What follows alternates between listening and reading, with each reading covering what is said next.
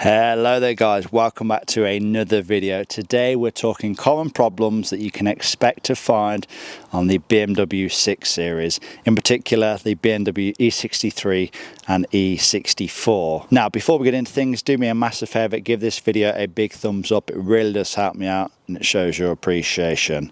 Now let's get straight into it. So then, I guess first and foremost we will start with the heart of the car, which of course is the engine. So on the BMW E63 and E64 there's quite a few different engine choices. So you either go 630i, 645i / 645ci, 650i, or you go diesel and you go 635d. Now I'll quickly cover the diesel variant, the 635d, which is the M57 engine.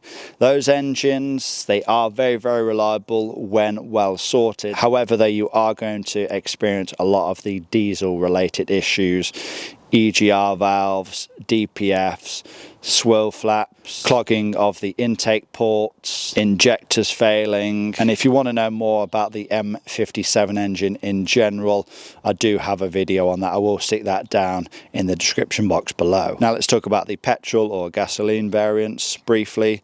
So you have the 630i, which is the 3-litre N52 straight 6 engine. That is a great engine, very reliable, very robust, and will last for a long time. However though, a straight 6 N52 with around 260 horsepower you may find is a little bit underwhelming in one of these cars, and that's why I think the sweet spot is a V8 in one of these.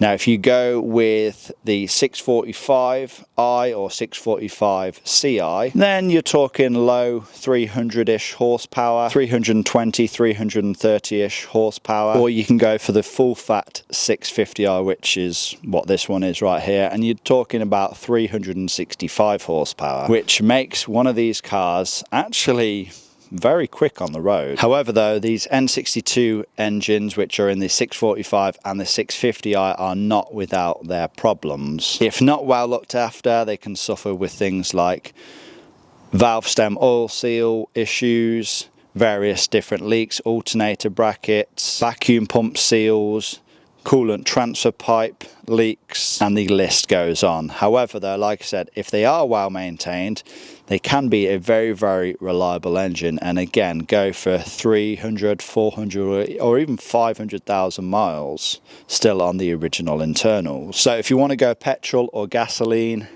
the 650i would be my choice. Of course, if you want to go diesel, the 635d again is another great choice. Now then, let's talk about the transmission.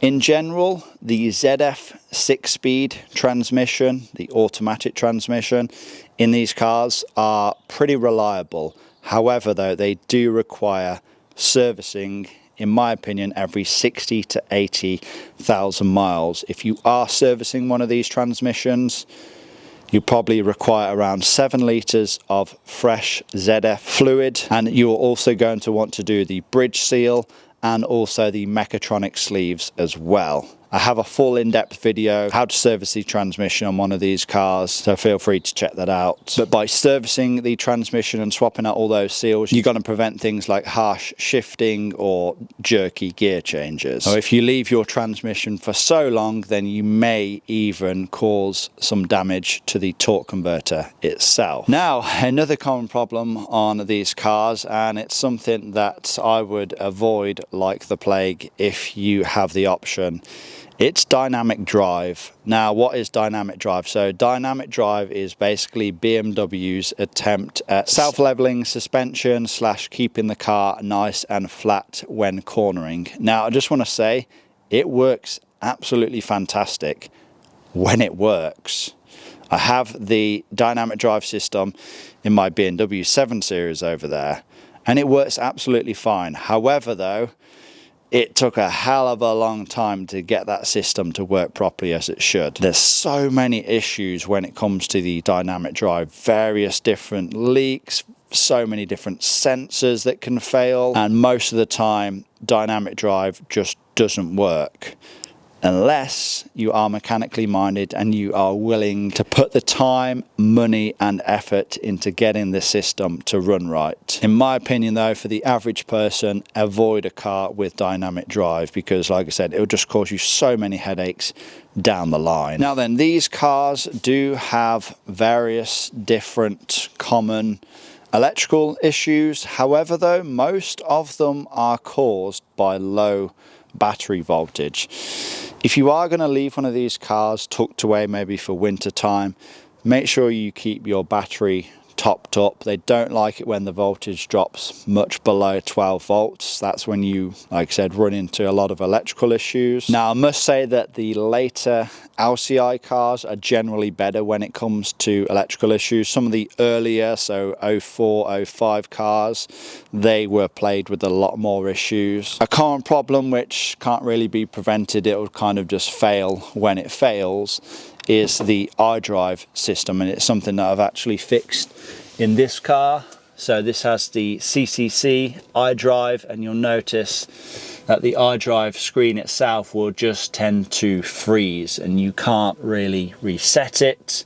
You can attempt to reset it, it may fix it for a few seconds or so, but then it will just continue to freeze once more. Now another common problem, and it's not really model specific, I guess you could say it's on any BMW I guess, but it's something that you should look out for, and it is tyre wear or uneven tyre wear.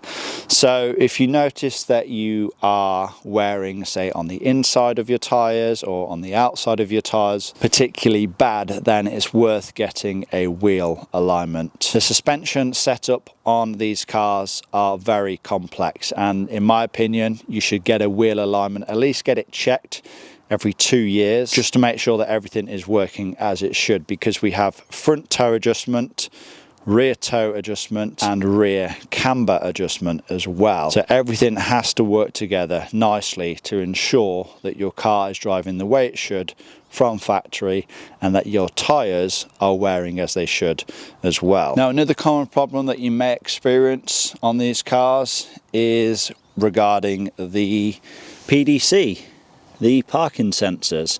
So if you notice that one or more of your parking sensors has in fact failed, chances are it's just because of water ingress.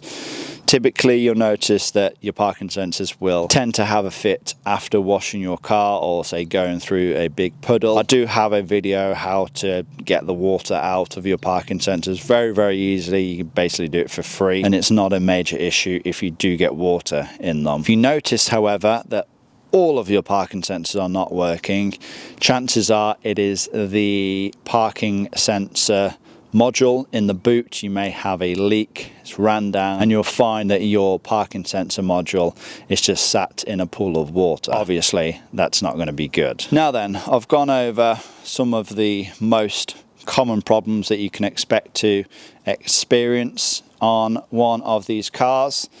In general though, they are pretty reliable if well looked after, well maintained.